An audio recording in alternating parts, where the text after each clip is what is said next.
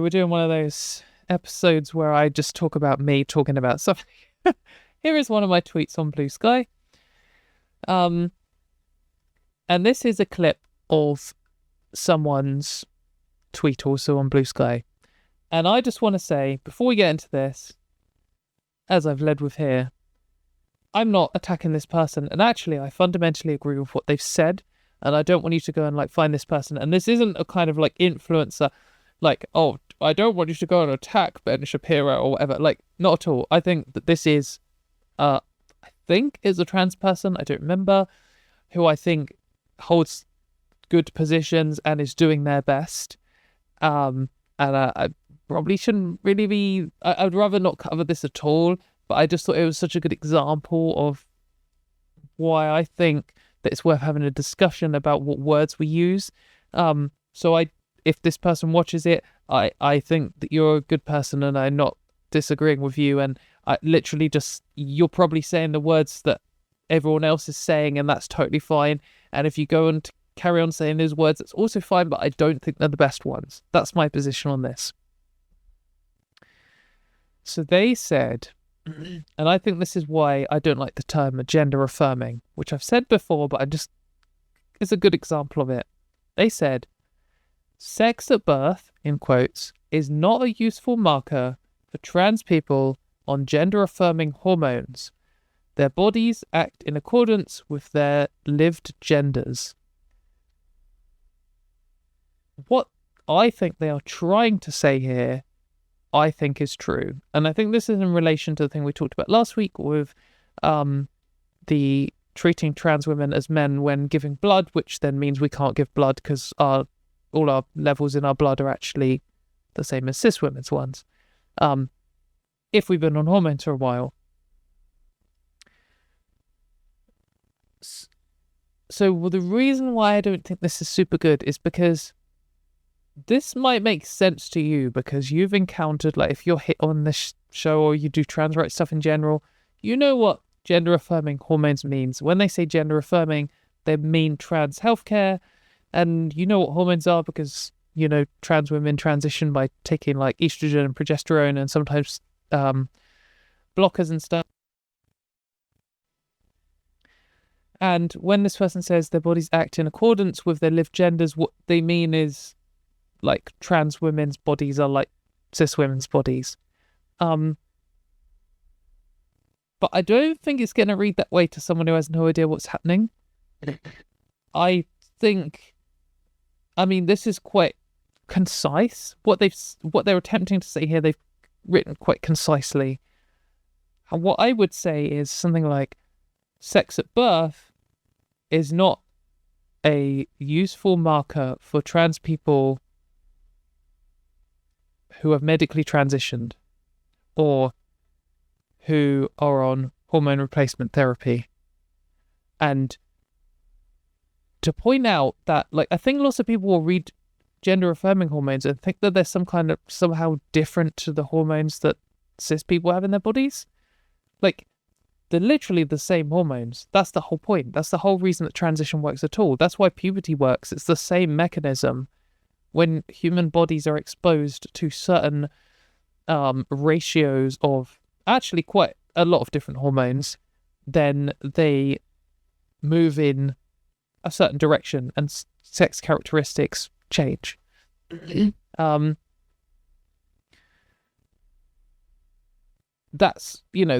what we're trying to say. But I think lots of people are just what is this? Why are we suddenly talking about gender when we were talking about sex? What we're talking about here is the actual sex characteristics of people. This particular tweet could be about anything. We were, I think, talking about blood, but this could be talking about all kinds of things. It's true that hormones change your body, change your sex characteristics, change what your sex is, the whole entity that is sex. The whole material, your material existence changes, your actual material properties. Why is that gender? And I'm not doing this in some kind of true trans bullshit way. Well, I'm transsexual, not transgender. This not from a political angle at all. I I think that whole distinction is rubbish. If you're new here, I think true trans people are dickheads. I support non-binary people having healthcare, etc. Tedious that I feel like I have to say that, but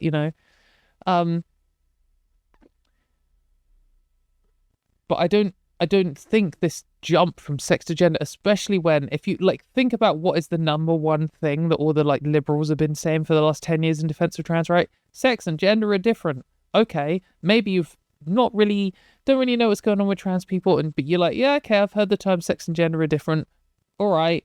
And then someone's like, sex at birth is not good for gender affirming hormones. You're like, what? Gender hormones? And so is gender a hormone's gender and sex is something else? Like I don't know why we're having to say gender affirming. Like, why can't we say trans healthcare? What gender affirming healthcare? Like, what I'm probably just repeating myself here.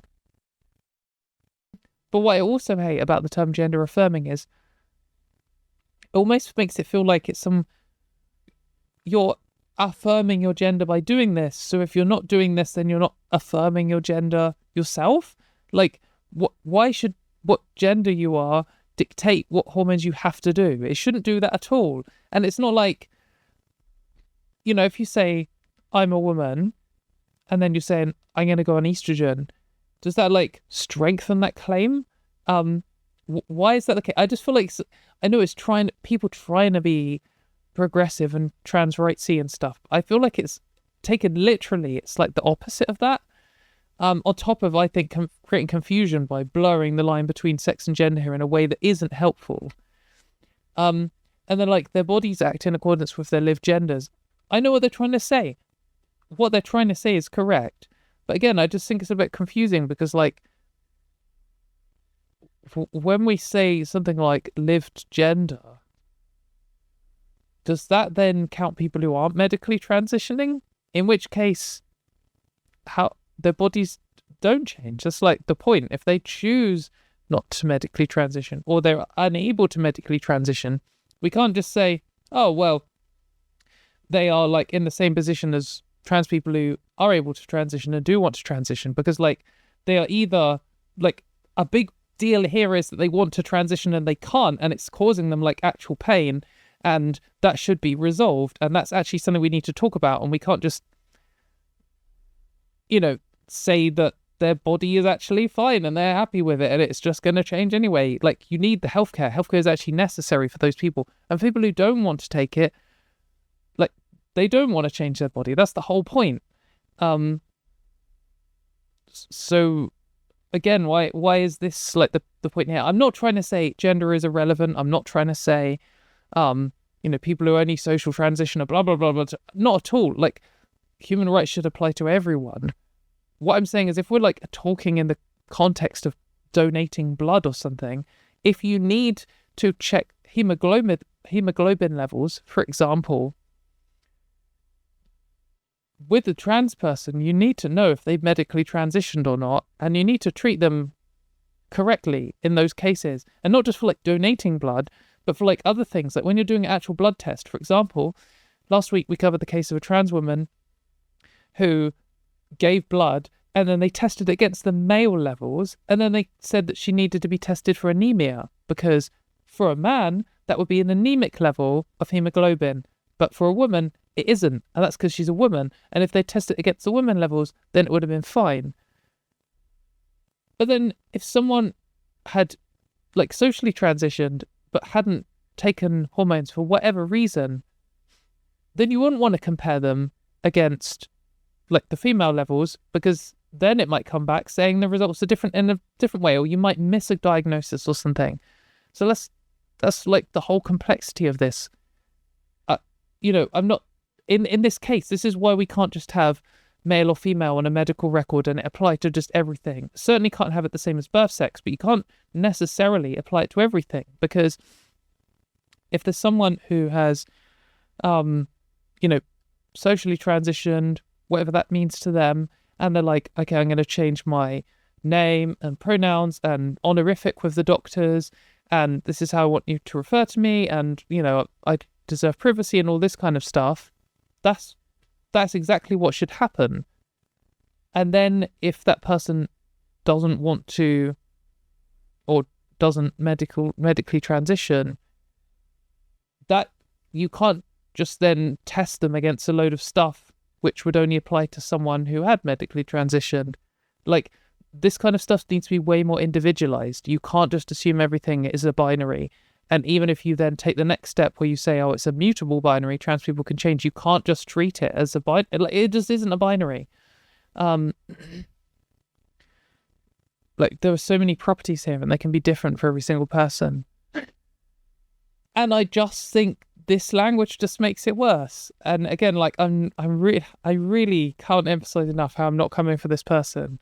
What they're saying beyond the wording is good. I'm just not convinced that this is the best way. And I wonder if this is like, it's like a relic of the language that trans rights has been using for the last decade. And I do wonder if some of it is in reaction to these like true trans, only transsexual dickhead types who say that you're not trans unless you medically transition and you take the following steps, and they usually have some ever-growing list of requirements you must meet, and they prove that I'm not a real transsexual because whatever. Or like the things I've heard. I once told someone that the earliest I remembered wishing that I was a girl was 6, and they were like, that was a bit late, you can't be a real trans person. Like, 6? Come off it, mate. Ridiculous. But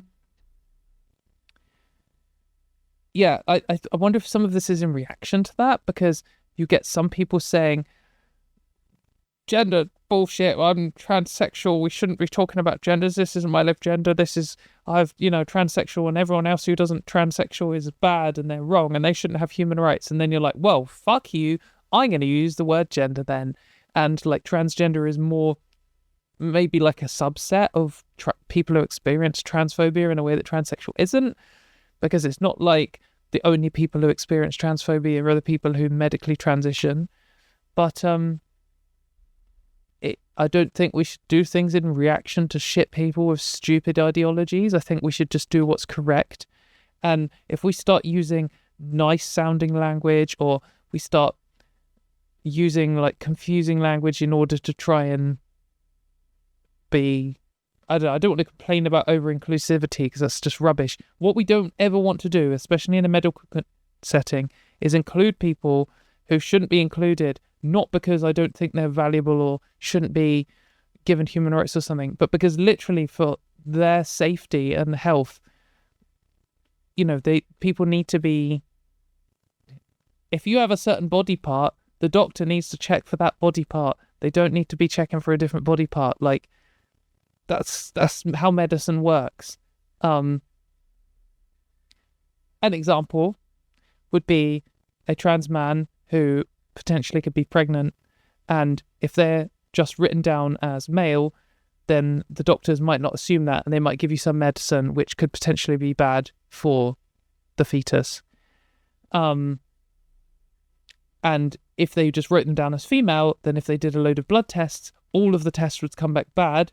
And maybe if they had anemia, they would, or no, it'd be the other way around, but all the tests would come back and it'd be a load of false flag nonsense conditions and stuff, and it would mess up all of the stuff because they're also medically not just female. So the whole system has to be able to account for trans people and just literally be like, okay, this is a man. He is a man. He has male testosterone levels, which will affect things like blood and muscle strength and a whole host of other things. He also maybe still has a uterus, and maybe that comes with the following things. And now we need to consider the fact that the person doesn't fit into these only two boxes. We need to actually have some bits of everything. But I just don't think including the word gender here is making it easier. I don't know, I'll be interested to hear what you think, because I don't think this is... I'm wary of creating pointless discourse in the trans community. We love a bit of pointless discourse in the trans community, and the last thing we need to be doing is fighting each other, and that's what I really want to emphasize, that I'm not coming for this person. I don't even, if they watch this and they're like, you know what, Katie's wrong, I'm going to carry on using these words. Okay. I think they're fighting for the right thing, and I don't think we should be fighting each other. But I do think it's worth discussing strategies of how to communicate our positions to cis people. I personally don't think this one is the best one. I think what I'm suggesting is slightly better. And I think you, the viewer, should go away and make a decision on this and think about both the positions. Go and see what people who disagree with me say and come to your own conclusion. But don't just blindly parrot what I'm saying or what someone else is saying. I think we really need to think about this because it does matter. And as we've talked about a couple of times today so far, left-wing-ish papers like The Independent are describing trans women as biological males, which is biologically false. But they're doing it probably not out of malice or spite or transphobic propaganda like the Times and the Daily Mail are. Well, we saw the Daily Mail isn't doing it, but the Times and the Telegraph are. They're probably just doing it because they don't know, and it's confusing, and they're stupid, and they don't really care, and they're lazy. That's probably the reason they're doing it. And when we come at them and say, you're wrong, if we then say something like this, mixing gender and sex, they just brains are just going to turn off. I don't know. That isn't defending The Independent. I think their position is bullshit, but we need to be able to explain these things to people in a way that's clear and concise. This is concise. I don't think this is clear. Yeah, so that's basically what I've said in this little thread here. And I'm happy to hear arguments against it. If you've got comments, I'm going to be very interested in reading the comments on this video, or you can also email them to me or Blue Sky me them. But also, just happens to be the XKCD comic of the day. If you're not an engineer or a maths person, look away. I'm sorry, you don't want to go look this comic up because it is exclusively for the most loser nerds on the planet. But I like XKCD. But anyway, here is two people talking, and they say, silicate chemistry is second nature to us geochemists, so it's easy to forget that the average person probably only knows the formulas for olivine and one or two of the feldspars. And then the person's like, and quartz, of course. And they're like, oh, of course. And then the caption underneath is, even when they're trying to compensate for it, experts in anything wildly overestimate the average person's familiarity with their field. And I think this is relevant here. Most people have no fucking idea what any of these words mean. They don't know that gender-affirming hormones are the same as other hormones. The amount of times you see gender-critical people describe trans people's hormones as fake and synthetic and their own ones as not. And it's they're literally the same thing. It's the same medicine that you take. So, yeah, we can't take anything for granted, and we need to construct our arguments to be as concise, precise, and tactical as possible.